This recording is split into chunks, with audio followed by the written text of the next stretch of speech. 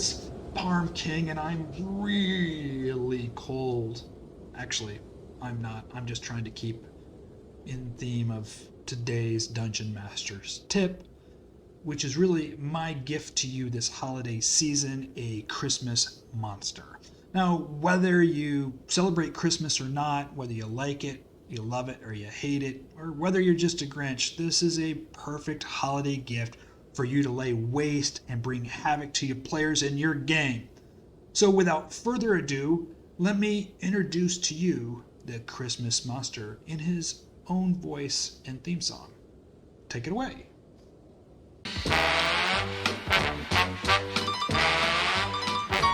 I'm Mr. White Christmas. I'm Mr. Snow. I'm Mr. Icicle. I'm Mr. Ten Below. Friends call me Snow Miser. Whatever I touch turns to snow in my clutch. I'm too much. The Snow Miser was first introduced in 1974 in a Christmas special. It was a stop-motion animation called Christmas Without Santa Claus. And the Snow Miser has been reintroduced over the decades in various Christmas specials, even a live-action special with some kind of snow maidens and some kind of ice crossbow in a rather silly fashion. Anyway, I'm going to be using the original Snow Miser from the 1974 version of the film. Now, the Snow Miser is a level 15 spellcaster. He's a fey demon type creature, larger than normal. I imagine him to be about anywhere between 10 to 12 feet in height. When we look at his basic stat block, he's an armor class of 15 with 127 hit points. You can raise or lower those hit points based on your party. And when we look at his damage, vulnerabilities, resistance, immunities, it's kind of important that we take a little bit of time here. Now, he's a Snow Miser, and he has one big vulnerability, and that's fire. Now, he is resistant to lightning, necrotic, piercing, and slashing, and you'll notice that I did not include bludgeoning, and I purposely didn't put it in there to keep him within this theme that, you can bludgeon ice and crack and break up ice, but stabbing on it, trying to pierce it or slash at it, it's not going to do as much damage, and so I kept that theme throughout his stat block. He's completely immune to cold and poison, so cold's going to have zero effect on this guy. He has some conditional immunities to charm, exhaustion. He can't be frightened, paralyzed, or poisoned. One of the things in here that I wanted to point out is that he has two interesting languages, which is Winterwolf and Yeti, and I'll talk about that in a bit. Now, the Snow Miser is a spellcaster, and if we look at him, he's a level 12 spellcaster with a spell save DC of 15, and he has a +8 to hit on all his attack spells. Now, he has 3 groups of spells, and I imagine the Snow Miser, his lair, and the type of spells that he's going to use is trying to freeze, to slow down, paralyze, and freeze your party and his enemy. Now, I imagine around the Snow Miser's lair, there are going to be dead previous adventures that are frozen into like ice statues or ice sculptures of these dead frozen enemy, and that's what he's going to be trying to do to your party. So his first group of spells are going to do with cold, frost, and ice. His cantrips include frostbite, ray of frost, shape water. He can create water. He has ice knife.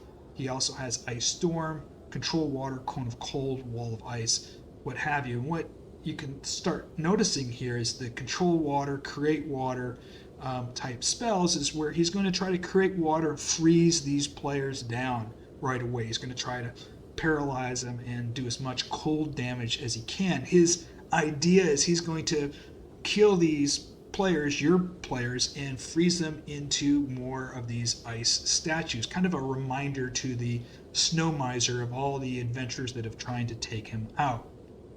He has a second group of spells, which I call them kind of disorienting spells, which include his first level Fog Cloud, his second level Blur, and his second level Mirror. Now remember, the Snow Miser is vulnerable to fire, and what he's going to try to do is disorient the players as much as he can as he paralyzes them and freezes them.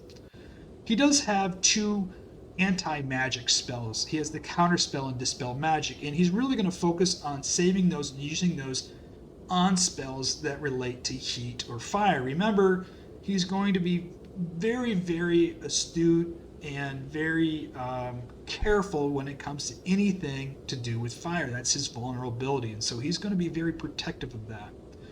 The Snow Miser has 1 action, and his action is Frost Touch. Frost Touch is a melee attack spell within 5 feet, and he's going to reach out on a successful hit with a +8 to hit.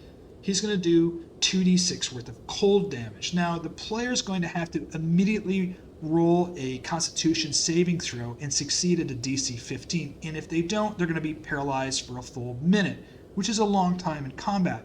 Now think about this. This Frost Touch is going to coincide with his other spells. He's going to try to slow the players down, he's going to try to freeze them, and if he gets that Frost Touch on them and gets them paralyzed, he's going to really start hammering them with some cold and frozen spells. He's really going to try to freeze them down.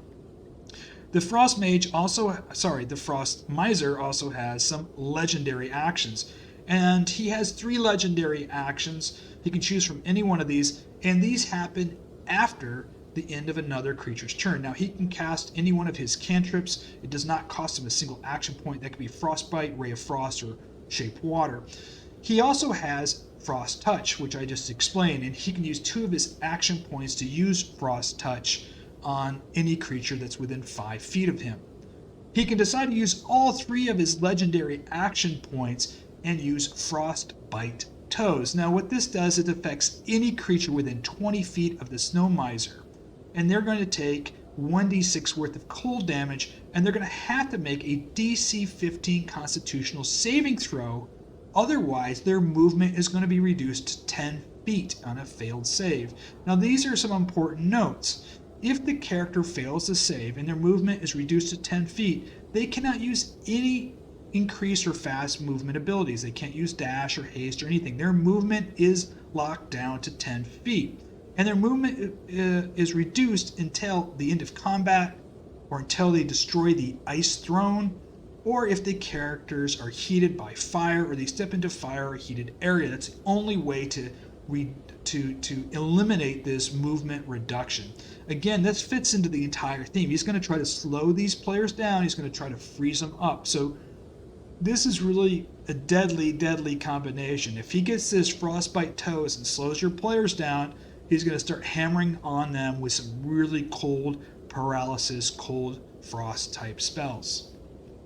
Now, the Snow Miser has the legendary Ice Throne in his lair, and the ice when the Snow Miser sits on the Ice Throne, he has resistance to all damage. Remember, he's immune to cold, but now while he sits upon the Ice Throne, he is resistance to all damage. Now, he can attack. He cannot use his Frost Touch. He cannot use his legendary actions, and he cannot cast any spells. It's kind of like a safe space for the Snow Miser. Now, while he sits there, each of his turns or each round, he is going to receive 1d12 of healing while he sits there. So he has resistance, he can attack, but he's going to start healing there. Now, the Snow Miser will attempt to return to his Ice Throne if his hit points fall below 30. The Ice Throne itself has 150 hit points, it's immune to cold, and has resistance to slashing and piercing damage, but not bludgeoning damage. So it might be worthwhile to try to destroy the throne so that the Snow Miser can't rejuvenate himself. The Snow Miser lives in a lair that's up in the snow-covered mountains. He usually dwells in a ruins of a castle or a temple or perhaps even an ice cave. Everything about the Snow Miser's lair is going to be about ice and snow and cold. As I mentioned before, I imagine the Snow Miser lair has these frozen statues of dead previous adventures, kind of a reminder to the Snow Miser of his cold power, his ice and snow power, and a reminder that he was able to defeat these other adventures. In every one of the Snow Miser's lairs, you're always going to have 8 to 12 winter wolves and at least 2 to 3 Yeti. And as I mentioned earlier, the Snow Miser speaks Winter Wolf and Yeti, so he can command and give instructions. As I mentioned before, the Snow Miser speaks Winter Wolf and Yeti, so he can give commands to the Winter Wolves and the Yeti. Now, depending on your party size and your party level, you may want to include a single Frost Giant who might be guarding the entrance to the Snow Miser's lair. The Snow Miser's lair, I'm guesstimating, is probably a level 18 encounter with about 22,000 experience points if you're using experience points rather than milestones. The Snow Miser's lair has some actions, some special actions that the Snow Miser can call upon. Now, the Snow Miser can take any one of these actions as a bonus action, or he can use any one of these actions if he's sitting on his ice throne. He can only use one of these actions during his turn, and he cannot use the same action 2 rounds in a row. These actions include the Snow Miser can roll a d6 and regain a spell slot of that level or lower. If it has not spent any spell slots of that level or lower, nothing happens. Now, I imagine that if he's sitting on his ice throne, he's low on health points, and he's used a lot of spell slots, he's probably going to try to regain health on the ice throne and be using this Lair action to regain some of those spell slots that he's going to need to continue the fight. His second action that he can decide to take is he can target one creature he sees within 30 feet. An icicle falls on that creature, and the target must succeed a DC 15 dexterity saving throw or take 2d6 worth of piercing damage on a failed save. He can use this again as a bonus action or as he's sitting on his throne. Chances are he won't be using this action while he's sitting on his ice throne. The last one is the Snow Miser can call forth a Yeti. A single Yeti will appear the next turn and begin to attack. Now, it is possible he's sitting on his ice throne. He has all the spell slots. He doesn't need to gain any spell slots, and he's trying to heal. He might call this Yeti to kind of use as a blocking action so that he can regain health and have the Yeti engage the party so he can start restoring his health.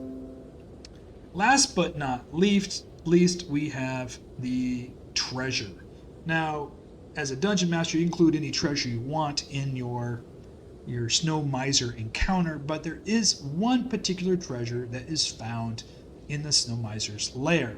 The Snow Miser's ice throne is what gives him power, and the power comes from a magic staff that's encased in ice to create his throne. Now, if the party is able to destroy the ice throne, it will reveal the magic item, which is a Staff of Frost. Now, this Staff of Frost is pretty powerful. It has Cone of Cold, Fog Cloud, Ice Storm, and Wall of Ice. And that is the unique treasure that is found in the Snow Miser's lair. I really hope you enjoyed my holiday monster Snow Miser. If you did, please make sure you click like on here.